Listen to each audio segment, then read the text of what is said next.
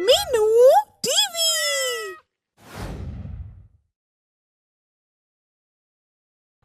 शाहपुरा नाम के गांव में महेश नाम का एक लड़का अपने सौतेले भाई भाभी के साथ रहता था।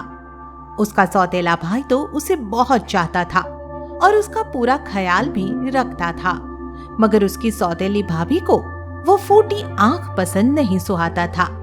एक दिन, भैया, हमारे गांव का सरपंच कबड्डी की टीम बना रहा है, क्या मैं भी टीम में शामिल हो जाऊं? ये तो बड़ी अच्छी बात है छोटे। मैं तो कहता हूँ कि तू कबड्डी की टीम में जरूर शामिल हो। बात अभी पूरी भी नहीं हुई थी कि तभी अचानक से भाभी बीच में आ टपकी। काम वाम तो कुछ करता नहीं है, मुफ्त में रोटियां तोड़ता है। कबड्डी खेलने की बजाय खेत में जाकर काम क्यों नहीं करता? बच्चा है, इस उम्र में नहीं खेलेगा तो क्या बूढ़ा होकर खेलेगा? खेत संभालने के लिए मैं अकेला ही बहुत हूँ। सौतेले भाई पर भी ऐसे प्यार दिखाते हो जैसे खुद की माँ का चना हो। देख लेना, एक दिन धोखा ही मिलेगा। निर्मला, आगे से महेश को कभी हमारा सौतेला भाई मत कहना। अगर कहा तो बात बर्दाश्त से बाहर हो जाएगी। मोहन के ये कहने पर निर्मला चुप हो जाती है और उस दिन के बाद मन में ठान लेती है कि आप इस सौतेले को चाहे कितना ही सगा बना लीजिए, पर मैं एक दिन इसे घर से निकाल कर ही रहूंगी जी। इस तरह दिन बीतते जाते हैं और फिर मोहन को कुछ दिनों के लिए अपने एक रिश्तेदार के यहाँ जाना पड़ जाता है। मोहन के जाते ही निर्मला महेश पर जुल्म ढाना शुरू कर देती है। भाभी, जब से भैया गए हैं आप सिर्फ अपने लिए ही खाना बनाती है और मैं भूख से तड़पता रहता हूँ। मेरे लिए भी खाना बना दो ना। भिखारी की तरह खाना मांगने से तो अच्छा है कि कहीं जाकर डूब मर। पलकर सांड हो गया है और फिर भी कमा कर नहीं खा सकता। जा, चला जा मेरे घर से और कभी मुझे अपनी शकल मत दिखाना। सौतेली भाभी के इस तरह के कठोर वचन महेश सह नहीं पाता। वह भावुक होकर आत्महत्या करने का निर्णय लेता है और फिर एक जंगल की तरफ आ जाता है। ऐसे जीवन से तो मरना ही भला है। क्यों न मैं इस झरने में कूदकर अपनी जान दे दूं? महेश यह सोच ही रहा था कि तभी उसकी नजर झाड़ियों में फंसे एक खरगोश पर पड़ जाती है और वह, अरे, ये तो बुरी तरह फंस गया है, इसकी मदद तो करनी ही पड़ेगी। यह कहते हुए वह झाड़ियों में फंसे खरगोश की मदद करता है और फिर उसे देखकर इतना खुश होता है कि खुद के मरने की बात तो भूल ही जाता है। इस तरह शाम हो जाती है और उसे जंगली जानवरों की डरावनी आवाजें सुनाई देने लगती है। अब क्या होगा? जंगली जानवर तो मुझे मार ही देंगे। यहाँ तो सिर छिपाने के लिए कोई आश्रय भी दिखाई नहीं देता। यह सोचते सोचते उसकी नजर एक खाली माचिस पर जाकर अटक जाती है।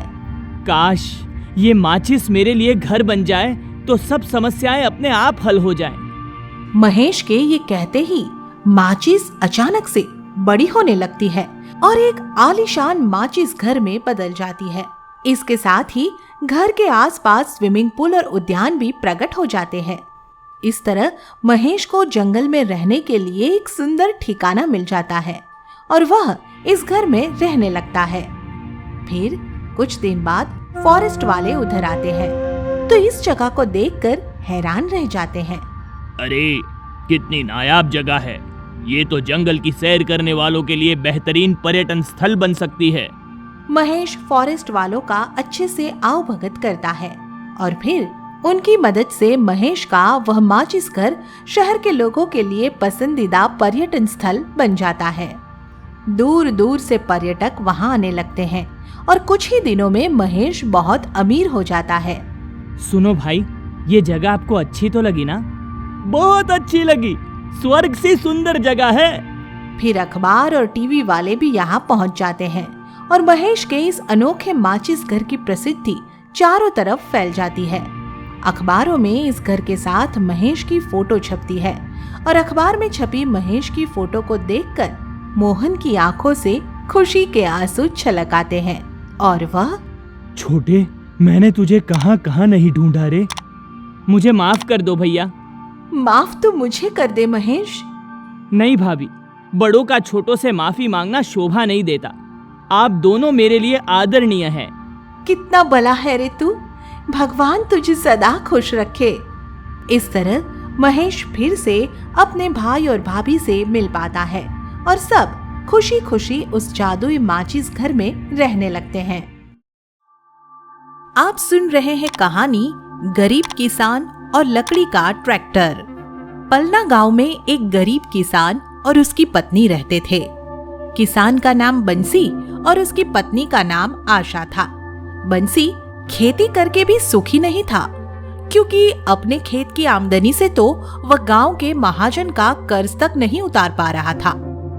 बंसी के पास एक ही बैल था और वह किसी तरह उसी से काम चलाने को मजबूर था। रोते पीटते किसी तरह उसी की मदद से खेतों को तैयार करके उनमें बीज बोना पड़ता था।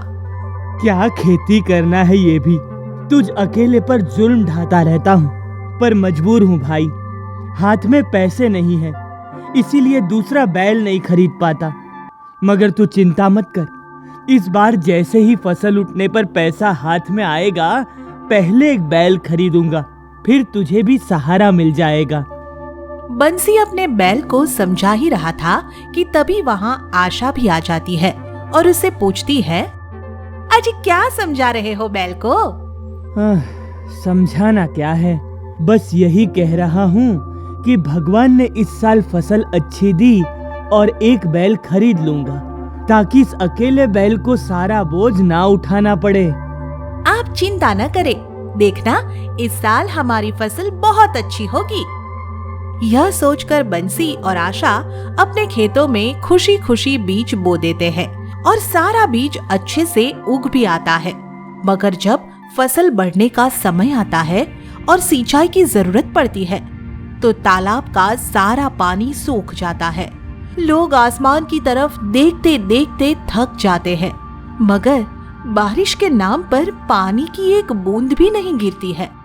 बिना बारिश के फसल मुरझाकर सूखने लगती है।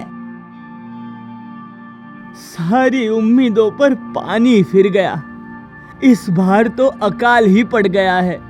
अब तो भूख प्यास से मरने की नौबत आ गई है जी। ऐसे अकाल में हमारे डंगर ढोर तो दूर, हम भी न बच पाएंगे। भगवान हम गरीब किसानों की इतनी कठोर परीक्षा जाने क्यों लेता है आशा? ये तो भगवान ही जाने जी। शायद हम गरीबों को सताने में उसे खुशी मिलती होगी। इस तरह अकाल के चलते लोगों को भोजन पानी मिलना मुश्किल हो जाता है और साथ ही पशु भी चारे और पानी के अभाव में दम तोड़ने लग जाते हैं। कुछ अमीर जमींदारों को छोड़कर बाकी सब किसानों पर अकाल आफत बन जाता है।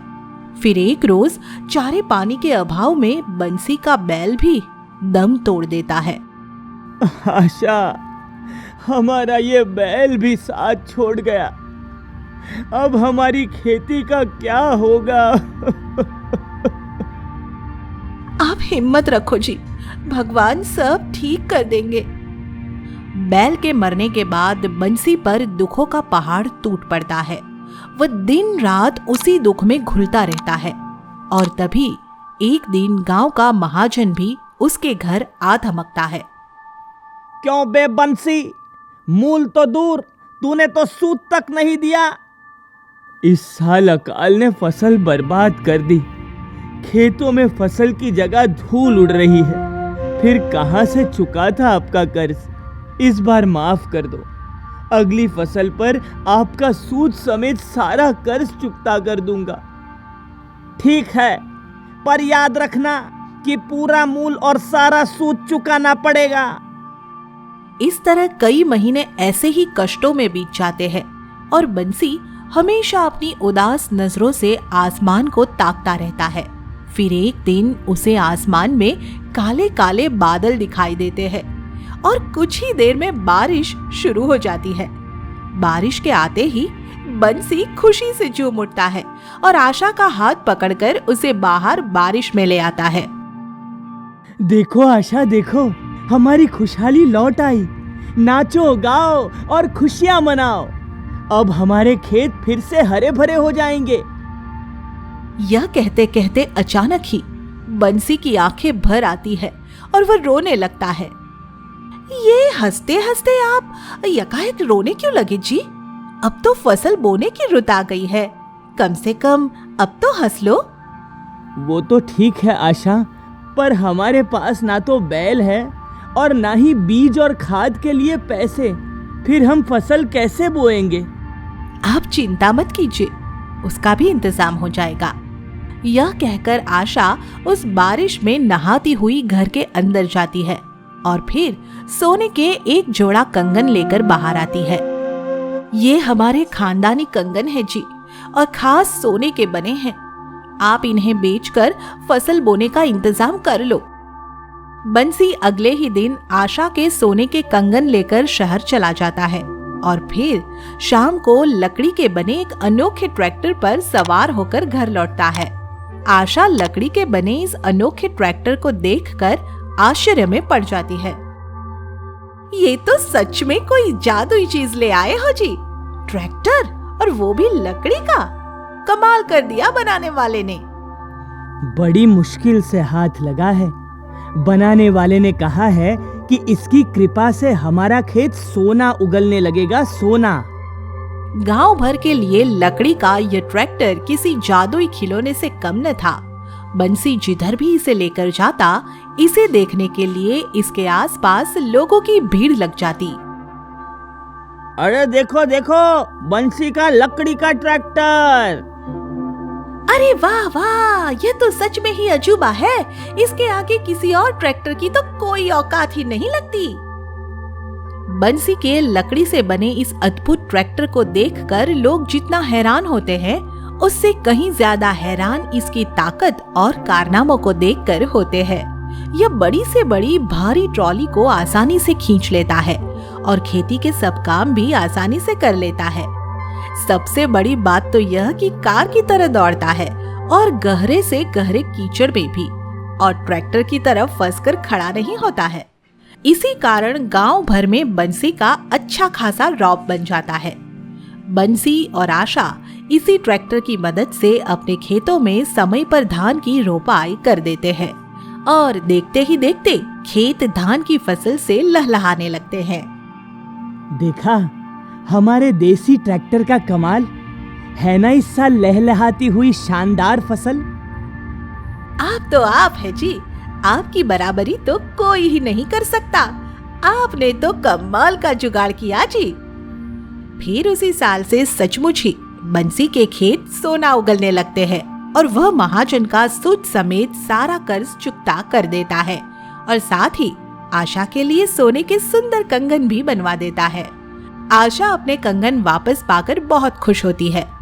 आज बंसी अपने गांव का सबसे धनी किसान बन गया है और उसके पास कई ट्रैक्टर है, मगर वह सबसे ज्यादा प्यार अपने उस लकड़ी के ट्रैक्टर से ही करता है।